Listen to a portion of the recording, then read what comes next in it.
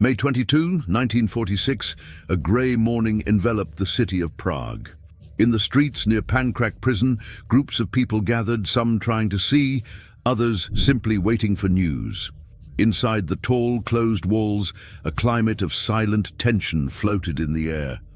Inside there, thousands of people, authorities, journalists and authorized civilians waited to witness the execution of Karl Hermann Frank, one of the most hated men in Czechoslovakia. Frank, a high Nazi official, had ruled Bohemia and Moravia with an iron hand, spreading fear, violence and death.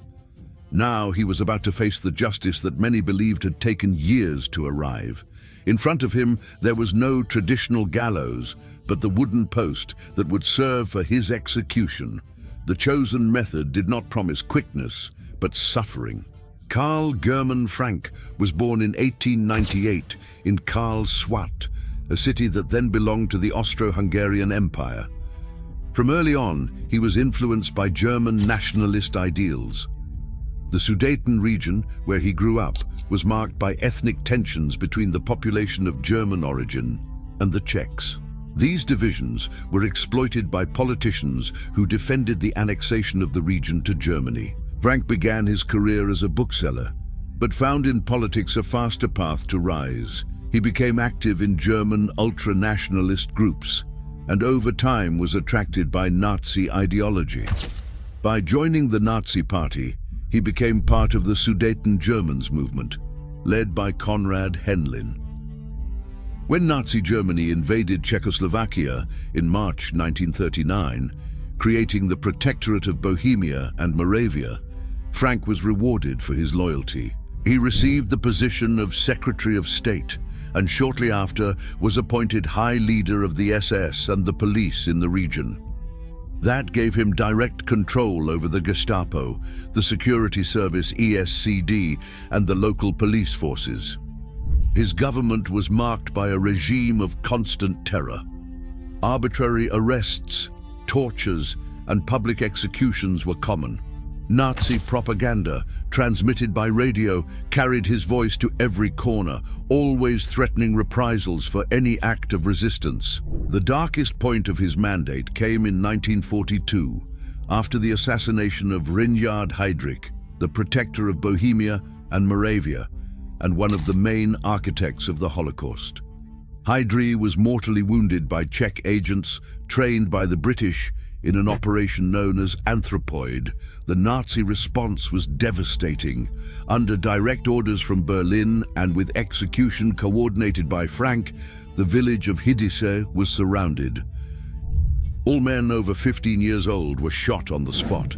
The women were sent to concentration camps and the children separated, some killed, others taken to Germanization programs.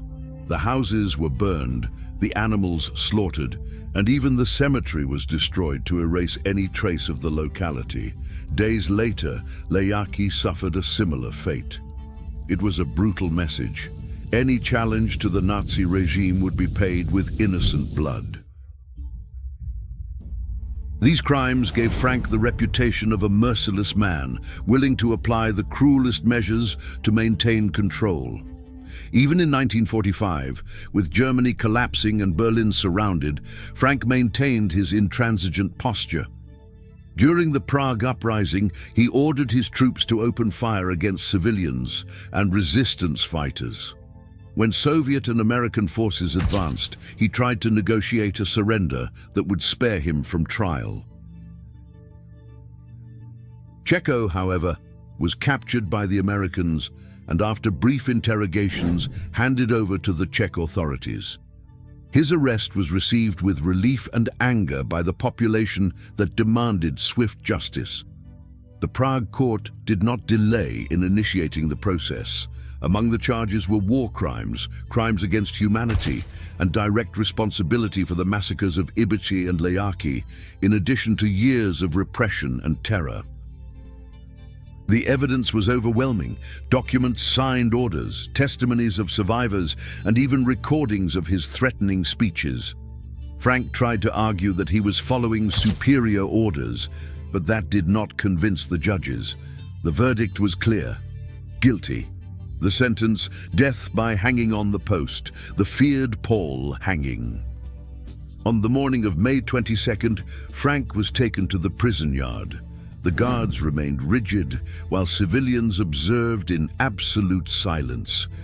There was no structure of a traditional gallows. In front of him stood a simple wooden post with a horizontal beam at the top.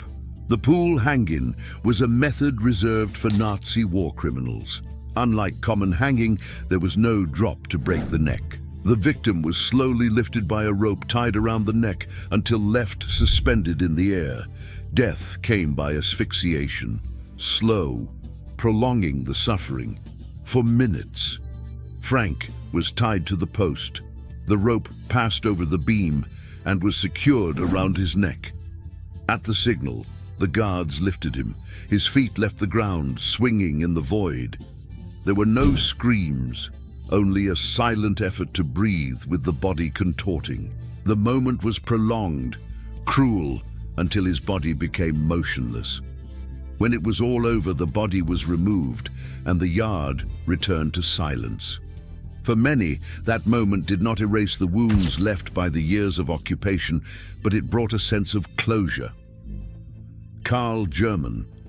Frank entered history not as a leader, but as a symbol of Nazi terror in Czechoslovakia, and as an example that no matter how long it takes, justice can reach even the most powerful.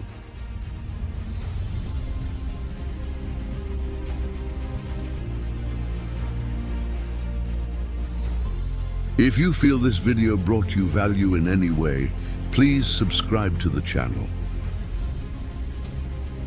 Fasvim series. See you soon.